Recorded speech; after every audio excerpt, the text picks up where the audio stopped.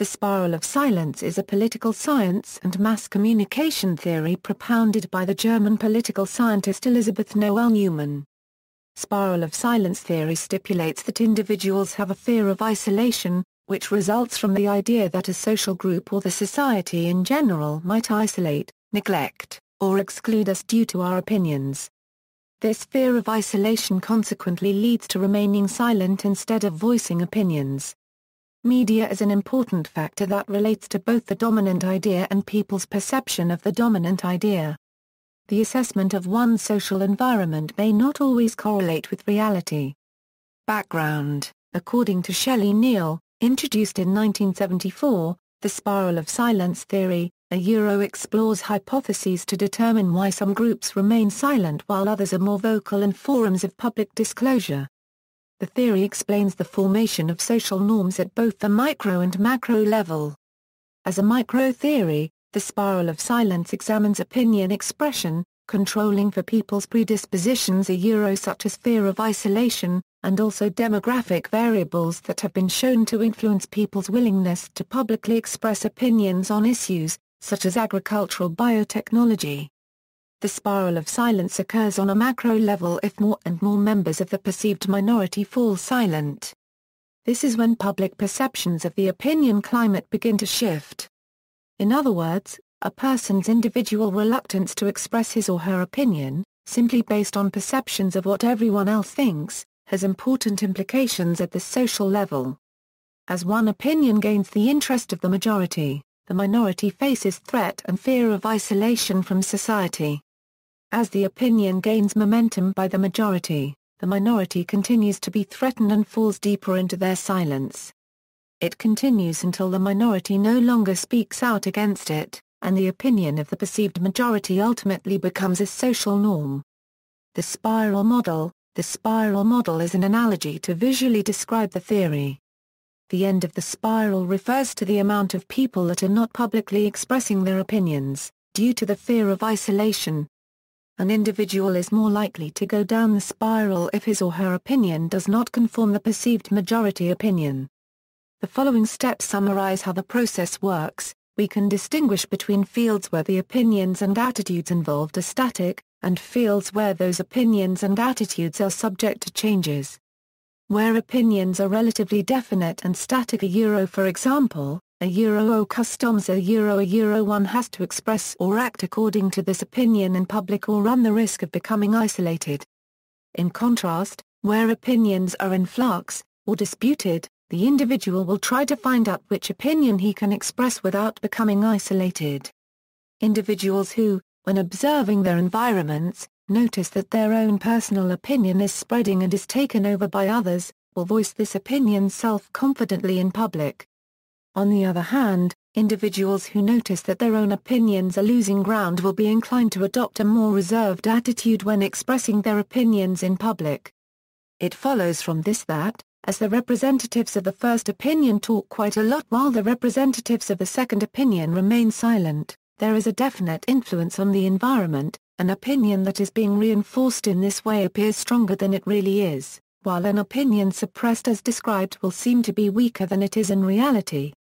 The result is a spiral process which prompts other individuals to perceive the changes in opinion and follow suit, until one opinion has become established as the prevailing attitude while the other opinion will be pushed back and rejected by everybody with the exception of the hardcore that nevertheless sticks to that opinion.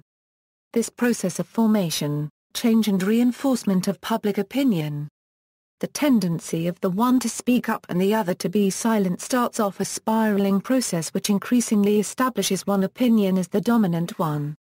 Over time, these changing perceptions establish one opinion as predominant one and they change from the liquid state to a solid norm. Further, Noelle-Neumann describes the spiral of silence as a dynamic process, in which predictions about public opinion become fact as mass media's coverage of the majority opinion becomes the status quo, and the minority becomes less likely to speak out. The theory, epistemology, public. Scholars have long argued over the concept of public within public opinion. The use of public, and the public betrays multiple competing meanings. There are three meanings of public. One meaning is the legal sense of public that focuses on openness. For example, a public place or path. A second meaning for the term emphasizes public rights. Lastly, within the phrase public opinion, public is said to have a related but different definition. Public, in this sense, could be characterized as social psychology. Scholars have marveled in amazement at the power public opinion has in making regulations, norms, and moral rules triumph over the individual self without ever troubling legislators, governments or courts for assistance. Opinion, common opinion is what the Scottish social philosopher David Hume called it in his 1739 published work A Treatise of Human Nature. Agreement and a sense of the common is what lay behind the English and French opinion. In researching the term opinion, Meinung in German, researchers were led back to Plato's Republic. In Plato's Republic, a quote from Socrates concludes that opinion takes the middle position. Immanuel Kant considered opinion to be an insufficient judgment, subjectively as well as objectively. How valuable opinion may be was left out. However, the fact that it is suggested to be unified agreement of a population, or segment of the population, was still considered. Public opinion. The term public opinion first emerged in France during the 18th century. The definition of public opinion has been debated over time. There has not been much progress in locking in one classification of the phrase public opinion. Hermann Ontken, a German historian, stated, "Whoever desires to grasp and define the concept of public opinion will recognize quickly that he is dealing with a proteus, a being that appears simultaneously in 1,000 guises, both visible and as a phantom, impotent and surprisingly efficacious, which presents itself in innumerable transformations and is forever slipping through our fingers just as we believe we have a firm grip on it. That which floats and flows cannot be understood by being locked up in a formula." After all, when asked, everyone knows exactly what public opinion means. It was said to be a fiction that belonged in a museum of the history of ideas. It could only be of historical interest. In contradiction to that quote, the term public opinion seemed to not cease. During the early 1970s, Elisabeth Noelle-Neumann was creating the theory of the spiral of silence. She was making an effort to clarify the 1965 finding of which voting intentions would not change but yet expectations that one side would win continued to increase. Noelle-Neumann began to question if she was indeed grabbing a handle on what public opinion actually was. The spiral of silence might be one of the forms in which public opinion appeared. It might be a process through which a new, youthful public opinion develops or whereby the transformed meaning of an old opinion spreads. It is cheap was how American sociologist Edward Ross described public opinion in 1898. The equation of public opinion with ruling opinion runs like a common thread through its many definitions. This speaks to the fact that something clinging to public opinion sets up conditions that move individuals to act, even against their own will. Many possible meanings and definitions of the term have been explored. Scholars have considered the content of public opinion, assumed to consist of public affairs issues. They have also considered whose opinion establishes public opinion, assumed to be persons of a community who are ready to express themselves responsibly about questions of public relevance. Scholars have also looked into the forms of public opinion, said to be those that are openly expressed and accessible. Opinions that are made public, especially in the mass media. Controversy surrounding this term spiraled around both words combining to form the phrase. Assumptions of a theory. Fear of isolation. The fear of isolation is the centrifugal force that accelerates the spiral of silence. Essentially, people fear becoming social isolates and thus take measures to avoid such a consequence, as demonstrated by psychologist Solomon Asch in the Asch conformity experiments. People feel more comfortable by agreeing with opinions that they know are wrong instead of telling others their ideas. Assessing the climate. This assumption proposes that in order to avoid becoming isolated and in order not to lose popularity and esteem, people constantly observe their environment very closely. They try to find out which opinions and modes of behavior are prevalent, and which opinions and modes of behavior are becoming more popular. They behave and express themselves accordingly in public. Quasi-statistical sense. Individuals use what is described as an innate ability, or quasi-statistical sense to gauge public opinion. People assume they can sense and figure out what others are thinking. The mass media play a large part in determining what the dominant opinion is, since our direct observation is limited to a small percentage of the population. The mass media have an enormous impact on how public opinion is portrayed, and can dramatically impact an individual's perception about where public opinion lies, whether or not that portrayal is factual. Pluralistic ignorance may occur in some cases, leading to the minority opinion to be accepted as a norm. Group members may be privately rejecting a norm, but may falsely assume that other group members accept it. This phenomenon may cause a group to hold on to a norm. Evaluation of public opinion matters. Our evaluation of a public opinion has an effect on our decision to speak up. Where opinions are relatively definite and static, for example, au customs one has to express or act according to this opinion in public or run the risk of becoming isolated. In contrast, where opinions are in flux, or disputed, the individual will try to find out which opinion he can express without becoming isolated. Individuals tend to publicly express their opinions and attitudes when they perceive their view to be dominant or on the rise.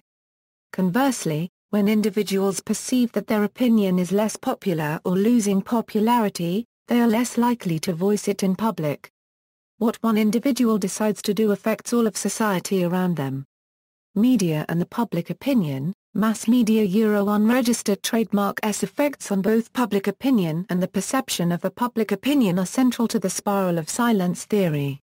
One of the earliest works that called attention to the relationship between media and the formation of public opinion was Walter Lippmann's unregistered trademark S book OE Public Opinion, published in 1923.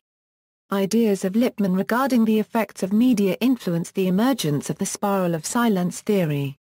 As she is building the spiral theory, Noelle-Neumann states the reader can only complete and explain the world by making use of a consciousness which in large measure has been created by the mass media. Agenda setting theory is another work that Noelle-Neumann builds on as she is characterizing media unregistered trademark S effect on the public opinion. Agenda setting theory describes the relationship between media and public opinion by asserting that the public importance of an issue depends on its salience in the media. Along with setting the agenda, the media further determines the salient issues through a constant battle with other events attempting to gain place in the agenda.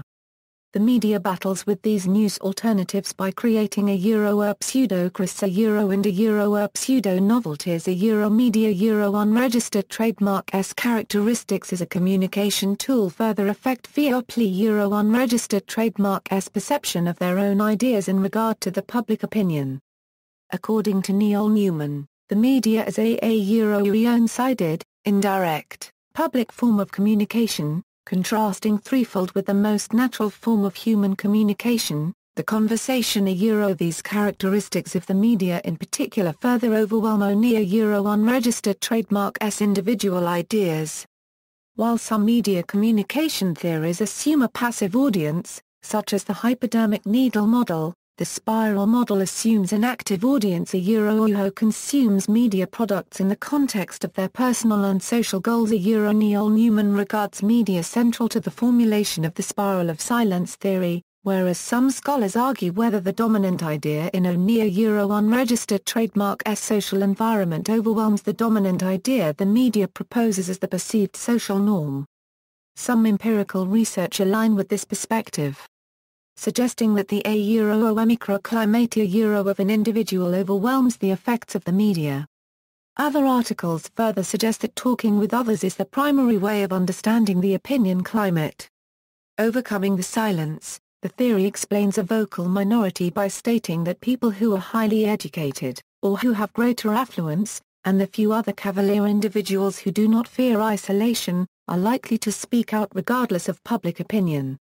It further states that this minority is a necessary factor of change while the compliant majority is a necessary factor of stability, with both being a product of evolution.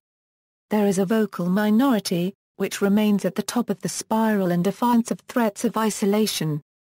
This theory calls these vocal minorities the hardcore nonconformist or the avant-garde. Hardcore nonconformists are people who have already been rejected for their beliefs and have nothing to lose by speaking out. While the avant-garde are the intellectuals, artists, and reformers in the isolated minority who speak out because they are convinced they are ahead of the times. Application of the theory: the spiral of silence has brought insight regarding diverse topics, ranging from speaking about popular culture phenomena to smoking, considering that the spiral of silence is more likely to occur in controversial issues and issues with a moral component. Many scholars have applied the theory to controversial topics, such as abortion, affirmative action, and capital punishment. Cross-cultural studies: existing literature prior to the spiral of silence theories suggest a relationship between social conformity and culture, motivating communication scholars to conduct cross-cultural analysis of the theory. Scholars in the field of psychology in particular previously addressed the cultural variance involved in the conformity to the majority opinion. More recent studies confirm the link between conformity and culture. A meta-analysis regarding Asch conformity experiments, for example, suggest that collectivistic cultures are more likely to exhibit conformity than the individualistic cultures. The United States and Taiwan. A cross-cultural test of the spiral of silence by Huiping Huang analyzes the results of a telephone survey done in Taiwan and the United States. The hypotheses tested were the beliefs that the United States is an individualistic society, while Taiwan is a collectivist society. This suggested that the spiral of silence is less likely to be activated in the United States, because individuals are more likely to put emphasis on their personal goals. They put the I identity over the we identity, and strive for personal success. Therefore, it was hypothesized that they would be more likely to speak out, regardless of if they are in the minority. On the other hand, it was predicted that individuals in Taiwan put more emphasis on the collective goal, so they would conform to the majority influence in hopes of avoiding tension and conflict. The study also tested the effect of motives, including self-efficacy and self-assurance. Telephone surveys were conducted. The citizens of the United States were questioned in regards to American involvement in Somalia, and the citizens of Taiwan about the possibility of a direct presidential election. Both issues focused on politics and human rights, and were therefore comparable. Respondents were asked to choose favor, neutral, or oppose in regards to the categories of themselves, family and friends, the media, society, and society in the future about the given issue. Measurements were also taken regarding the individualism and collectivism constructs, and the motives of not expressing opinion based on a 1/10 and 1/5 scale respectively, in approval of given statements. Results showed support for the original hypothesis. Overall, Americans were more likely to speak out than Taiwanese. Being in Congress with the majority lessened the motivation of the Taiwanese to speak out, but had little effect on the Americans. In Taiwan, future support and belief of society played a large role in likeliness to voice an opinion, and support that the activation of the spiral of silence is in effect. In the United States, it was hypothesized that because they were more individualistic, they would be more likely to speak out if in the minority, or in Congress group. However, this was not true, but Huang suggests that perhaps the issue chosen was not directly prevalent, and therefore, they found it unnecessary to voice their objections to the majority opinion. Lack of self-efficacy led to lack of speaking out in both countries. Basque nationalism and the Spiral of Silence is an article by Spencer and Croucher that analyzes the public perception of ETA in Spain and France. This study was conducted in a similar way as above, with Basque individuals from Spain and France being questioned about their support of ETA. They were asked questions such as, how likely would you be to enter into a conversation with a stranger on a train about ETA? Taken into consideration were the cultural differences of the two different regions in which ETA existed. The results supported the theory of the spiral of silence. While there was a highly unfavorable opinion of the group, there was a lack of an outcry to stop it. Individuals claimed that they were more likely to voice their opinions to non-Basques, suggesting that they have a fear of isolation in regards to fellow Basques. Furthermore, The Spanish individuals questioned were more likely to be silent because of their greater proximity to the violent acts. Perceptions in the classroom. One study, by Henson and Demker investigates perceptions of silencing behaviors, political affiliation, and political differences as correlates to perceptions of university classroom climates and communication behaviors. They looked at whether students' view of the classroom changes whether they perceive the instructor and other classmates with a different political affiliation, with the instructor and other classmates communicating using silencing behaviors.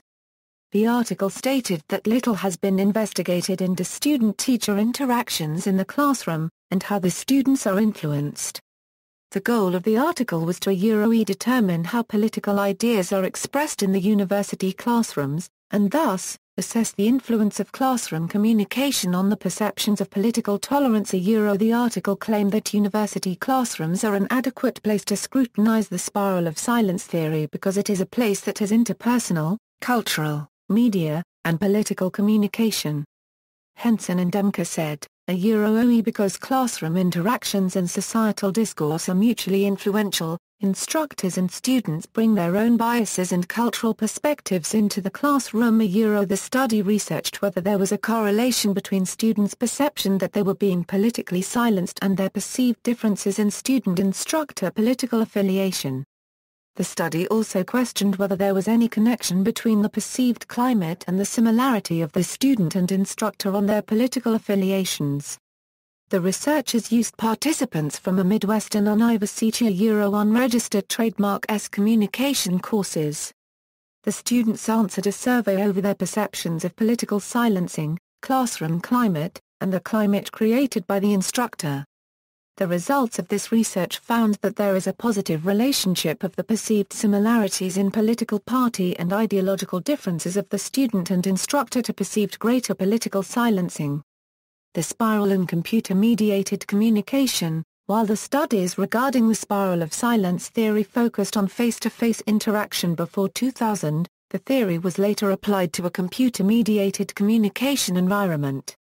The first study in this context analyzed communication behaviors in online chat rooms regarding the issue of abortion, and revealed that minority opinion holders were more likely to speak out, whereas their comments remained neutral. Another study focused on the Korean bulletin board postings regarding the national election, and found a relationship between online postings and the presentation of candidates in the mainstream media. Spiral in the social media context. Current literature suggests that the spiral model can be applied to the social media context. One of the findings, for example, suggests a positive relationship between the possibility of an individual to self-censor and read through Facebook comments without replying. This finding indicates a form of passive engagement, suggesting the existence of spiral of silence on social media.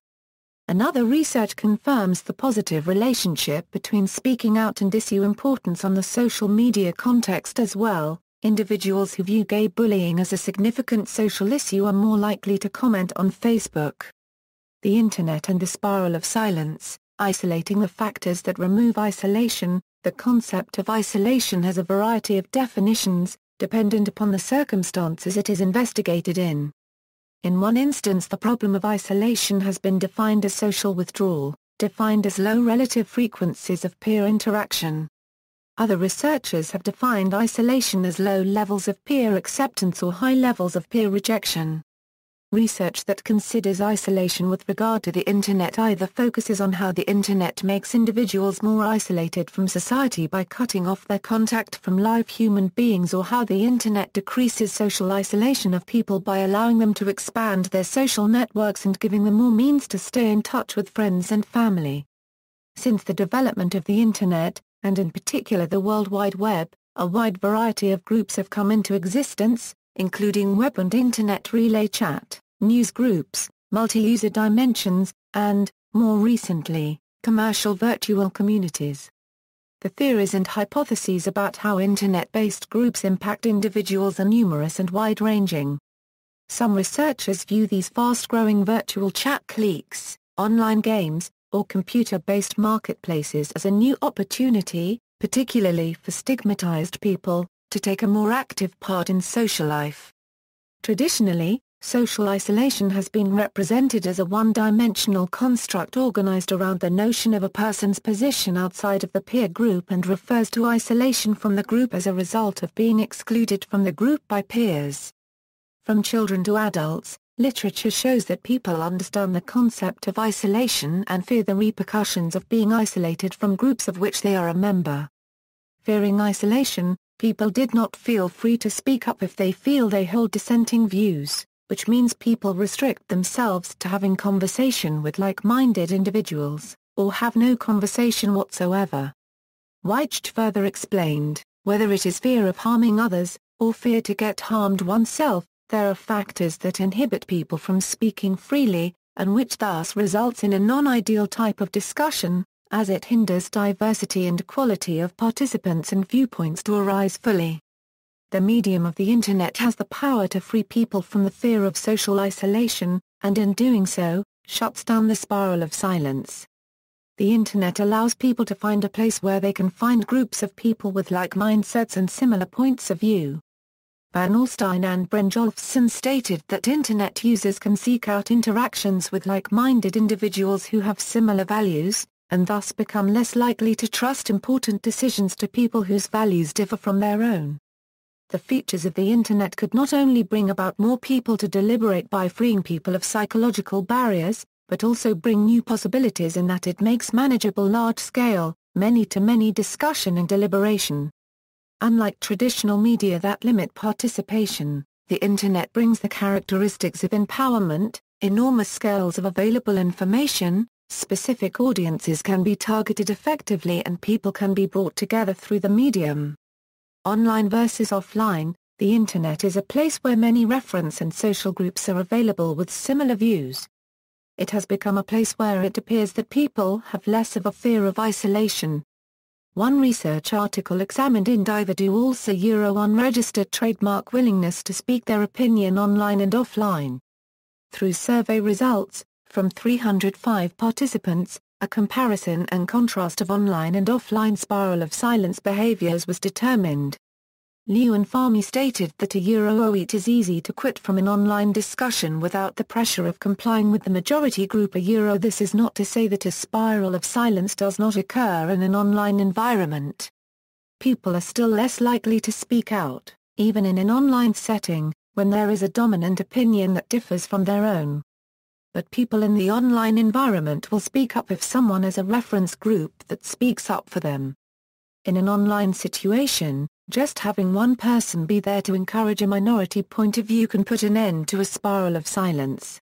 Another reason for why the spiral of silence theory has less of an effect online could be that studies do not acknowledge whether the person is more likely to speak out against dominant views offline as well. The person might have characteristics that make him comfortable speaking out against dominant views offline, which make them just as comfortable speaking out in an online setting. Even though research suggests that there is a chance people will speak out with their opinions more often in an online setting, silencing of views can still occur. Another research article examined the influence of different opinion climates in online forums and found personal opinion congruence was more influential than the online site in which the forum is situated. In Guzambach and Nekmat said it might be worth researching whether the factors in these studies or other factors cause people to be more comfortable when it comes to speaking their mind while online. Heterogeneity and anonymity. The nature of the Internet facilitates not only the participation of more people, but also a more heterogeneous group of people. Page stated, the onward rush of electronic communications technology will presumably increase the diversity of available ideas and the speed and ease with which they fly about and compete with each other. The reason people engage in deliberations is because of their differences, and the Internet allows differences to be easily found. The Internet seems the perfect place to find different views of a very diverse group of people who are at the same time open to such difference and disagreement needed for deliberation. Noelle-Neumann's initial idea of cowering and muted citizens is difficult to reconcile with empirical studies documenting uninhibited discussion in computer-mediated contexts such as chat rooms and news groups. The Internet provides an anonymous setting, and it can be argued that in an anonymous setting, fears of isolation and humiliation would be reduced. Wallace recognized that when people believe their actions cannot be attributed to them personally, they tend to become less inhibited by social conventions and restraints. This can be very positive, particularly when people are offered the opportunity to discuss difficult personal issues under conditions in which they feel safer. The group's ability to taunt an individual is lessened on the Internet, thus reducing the tendency to conform. Wallace goes on to summarize a number of empirical studies that do find that dissenters feel more liberated to express their views online than offline, which might result from the fact that the person in the minority would not have to endure taunts or ridicule from people that are making up the majority, or be made to feel uncomfortable for having a different opinion. Stromagali considered that an absence of nonverbal cues, which leads to a lowered sense of social presence, and a heightened sense of anonymity frees people from the psychological barriers that keep them from engaging in a face-to-face deliberation. The crux of the spiral of silence is that people believe consciously or subconsciously that the expression of unpopular opinions will lead to negative repercussions. These beliefs may not exist on the Internet for several reasons. First, embarrassment and humiliation depends on the physical presence of others. In computer-mediated communication, physical isolation often already exists and poses no further threat. Second, a great deal of normative influence is communicated through nonverbal cues, such as eye contact and gestures, but computer-mediated communication typically precludes many of these cues.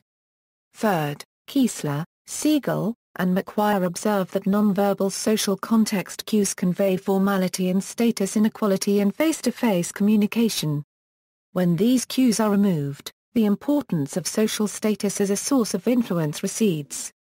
Group hierarchies that develop in face-to-face interaction emerge less clearly in a mediated environment. The form and consequences of conformity influence should undergo significant changes given the interposition of a medium that reduces the social presence of participants. Social presence is defined as the degree of salience of the other person in the interaction or the degree to which the medium conveys some of the person's presence. Equality, an important issue in obtaining heterogeneity in conversation, is equal access for all the participants and equal opportunities to influence in the discussion. When people believe they are ignorant about a topic, incapable to participate in a discussion or not equal to their peers, they tend to not even become involved in a deliberation. When people do decide to participate, their participation might be overruled by dominant others, or their contribution might be valued less or more, depending on their status. Dahlberg praises the Internet for its possibility to liberate people from the social hierarchies and power relations that exist offline, the blindness of cyberspace to bodily identity. Is supposed to allow people to interact as if they were equals. Arguments are said to be assessed by the value of the claims themselves and not the social position of the poster. Gastel sees this feature as one of the strongest points of the Internet. If computer-mediated interaction can consistently reduce the independent influence of status, it will have a powerful advantage over face-to-face deliberation. While status cues are difficult to detect, perceptions about the status converge, and this lessens stereotyping and prejudice. It may be that people do feel more equal in online forums than they feel offline. Racism, ageism, and other kinds of discrimination against outgroups seems to be diminishing because the cues to outgroup status are not as obvious. Next to this, the Internet has rapidly and dramatically increased the capacities to develop, share and organize information, realizing more equality of access to information. Methodological approaches in the spiral of silence research. The relationship between the perception of public opinion and willingness to speak up is mainly measured through surveys. In surveys, respondents are often asked whether they would reveal their opinions given a hypothetical situation, right after their opinions about the public opinion and their opinion is received. Whether asking hypothetical questions can reflect real-life cases was questioned by some communications scholars, leading to a criticism of this methodology as not being able to capture what the respondent would do in a real-life situation. A research addressed this criticism by comparatively testing a spiral model both in a hypothetical survey and in a focus group. The findings are in line with the critique of hypothetical survey questions, demonstrating a significant increase in the spiral of silence in focus groups. Among different approaches to survey methodology, Cross-sectional study design is the leading method employed to analyze and test the theory. Cross-sectional design involves the analysis of the relationship between public opinion and willingness to speak at one point in time. Another criticism of the spiral of silence research is that the research designs do not observe the movement in the spiral over time. Critics propose that Noelle-Neumann unregistered trademark's emphasis on time in the formation of the spiral should reflect on the methodology as well, and the dynamic nature of the spiral model should be acknowledged. They argue that the spiral of silence theory involves a time factor, considering that the changes in public opinion eventually led to change in FIOPLI unregistered trademark's assessments of the public opinion. While many of the research employ cross-sectional design, there are some scholars employed panel data. Criticisms: the critics of this theory most often claim that individuals have different influences that affect whether they speak out or not. Critics believe that there are three potential influences besides the fear of isolation that could cause the spiral of silence. Research indicates that people fear isolation in their small social circles more than they do in the population at large.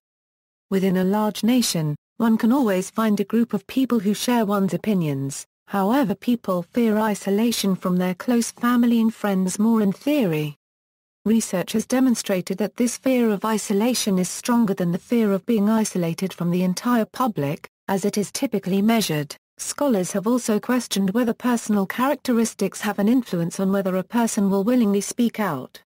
Naturally, if one has a positive self-concept and lacks a sense of shame, that person will speak out regardless of how she or he perceives the climate of public opinion. Another influence critics give for people choosing not to speak out against public opinion is culture. The culture that a person lives in greatly affects their willingness to speak out. Not every culture holds freedom of speech in as high regard as the United States, and in some cultures, open expression of ideas is forbidden. Some cultures are more individualistic, which would support more of an individual unregistered trademark's own opinion, while collectivist cultures support the overall group's opinion and needs. Cultural factors could also be gender.